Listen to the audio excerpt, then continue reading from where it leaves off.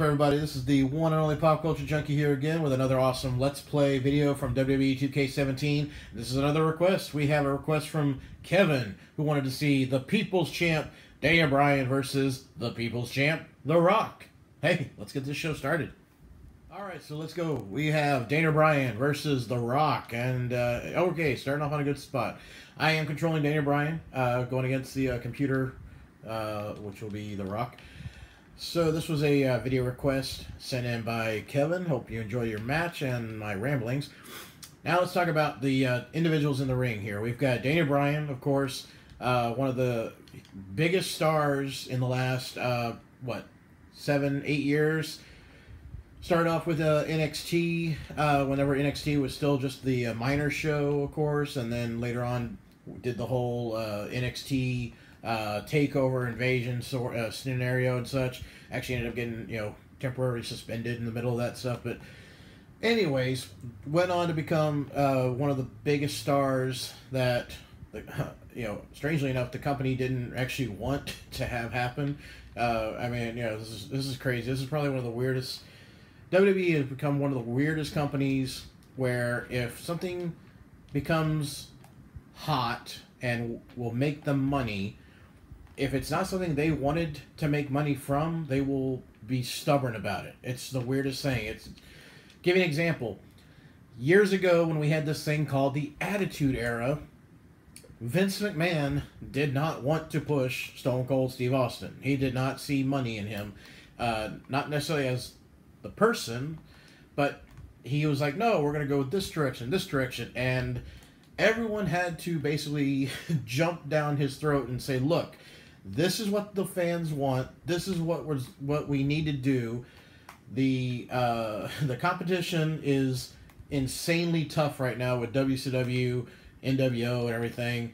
And so we need to push this, okay, and run with this. So, yeah, actually, Vince didn't want to go with a lot of things they did in the Attitude Era until he was basically shoved up against the wall, backed into a corner, and forced. So that's a big comparison, or a vague comparison, because there wasn't anything like that going on at the time when Daniel Bryan was becoming as hot of a character, and debatable as far as how hot he was compared to Stone Cold's run. Of course, Stone Cold had the most amazing run in history. But Daniel Bryan, he became a hot fan favorite very quickly. Fans were going nuts over his no, and yes chants, etc. And they wanted to do everything possible to just make him a mid-card act, just a comedic act and whatnot. And, I mean, you look back at WrestleMania 30, that pay-per-view did not go the direction Vince wanted. Vince had no choice because the fans were turning on him. And you see what happened later, but like Daniel Bryan really became one of those people that, the crowd wanted this, the crowd wanted to cheer him, and they enjoyed him with like Team Hell No when he was the world champion.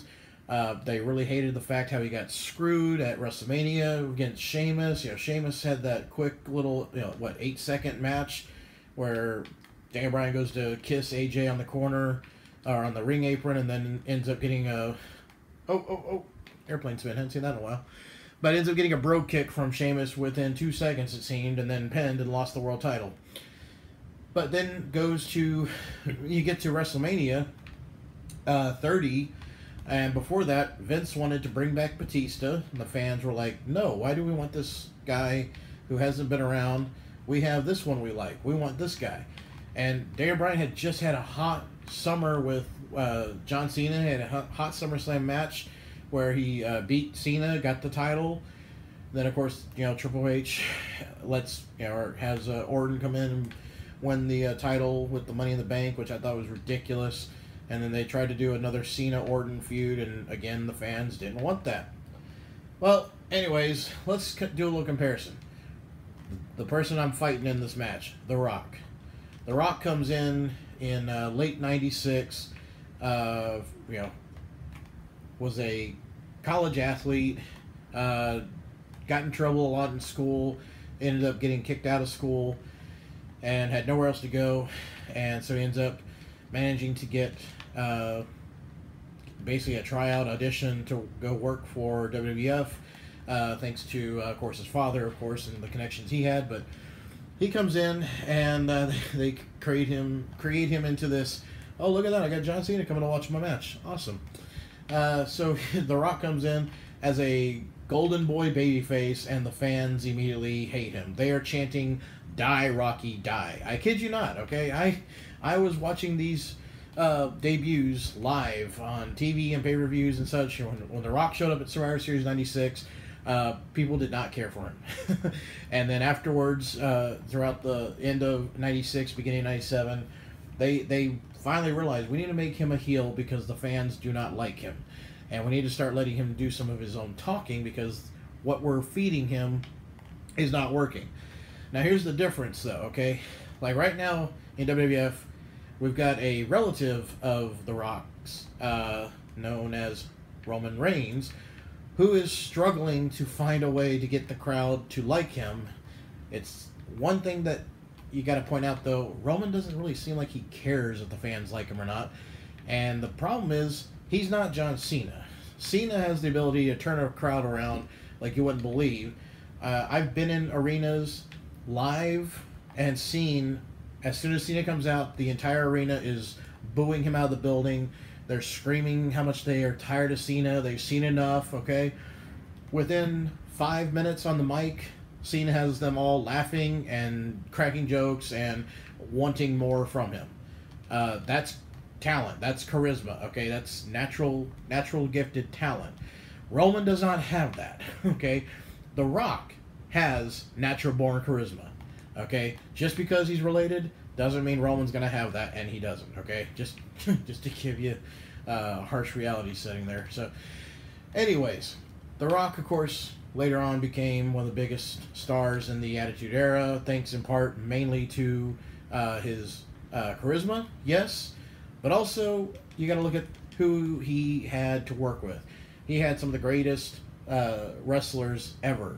You had Mick Foley, you had Triple H, you had Stone Cold Steve Austin, okay? He had individuals to work off of that were insanely talented in their own right, that when they clashed with him, it just became even better. So it was a win-win situation for everybody because we all won because we, the audience, got to watch it. You know, it's like I always love Jim Ross's quote when he talks about like the Monday Night War. He's like, you know, who do you think was the lucky ones during the Monday Night War? And he's like, the fans, no matter what, because everything that both companies did, the fans got to enjoy it. You know, the wrestlers worked hard to keep their jobs. The people in the office worked hard to keep their jobs. They wanted to keep their wrestling company, you know, in business. But that extra work and that extra attention to detail that everyone put into it just was enjoyed by the fans the most. So, okay, I just realized I am neck and neck here with The Rock, and I guess Cena came out to help Rock. I think that's the corner he's in there. He hasn't done anything yet. He's just watching. We got the Brian kicks going. Boom, kick to the head. All right. I just realized I have 3 finishers, and I have just barely now used one of my signatures. And now we're going to try... Oh, we got the yes lock in, but I'm right by the ropes. Ah, and of course he got to the ropes. Ah, there's that flying kick again. Oh, well, okay. I can't touch... What? What am I doing here? Why is it just frozen? Okay. That was weird. I'm not doing anything. Okay, now I'm pinning him. 1, 2. Okay, no. Alright, we've got to hit some kind of finisher on him because if he gets up, he is going to hit a rock bottom, and I'm going to lose. So, and another yes lock. Okay. And I am terrible at submissions. I just let go of the move.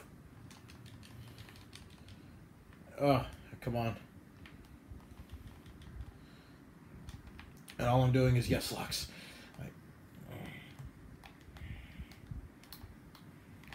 And I lost it again. And now he's blocking. Alright. Now, viewers watching right now, what is your favorite match of either one of these individuals, The Rock or Daniel Bryan. I have to say one of my favorite matches would definitely be John Cena and Daniel Bryan at SummerSlam. Oh, there's the Spine Buster. Oh no. But yeah, Daniel Bryan and John Cena at SummerSlam was awesome. One of my favorite matches with The Rock. Definitely Stone Cold and The Rock at WrestleMania 17 is one of the top matches right there. And we got a People's Elbow. And I lost. Alright, well, The Rock was the winner this time. Cena is cheering him on for some reason. Okay, well, thank you so much for watching, everyone. I hope you enjoyed the Let's Play video with my commentary again. Remember, if you would like to be featured in a future shout-out video, just leave me a comment below. Make sure you put in a request for what type of match or matches you want to see. And I will post a video in the future and give you a shout-out. And hopefully you'll enjoy the commentary. Look at that. Oh, I just don't know what happened there. Alright, and that was the beginning of the end for me right there. The Spine Buster, followed by the People's Elbow. Losing to an elbow drop. That's hard. That's harsh. You know, it's like a small pack, like a schoolboy. It's just, yeah, lost to an elbow drop. Not cool. Alright, well, thanks again, everybody, for watching. Thank you for taking the time out of your busy day. Hope you enjoyed this. Till next time, this is me, one and only Pop Culture Junkie, signing out.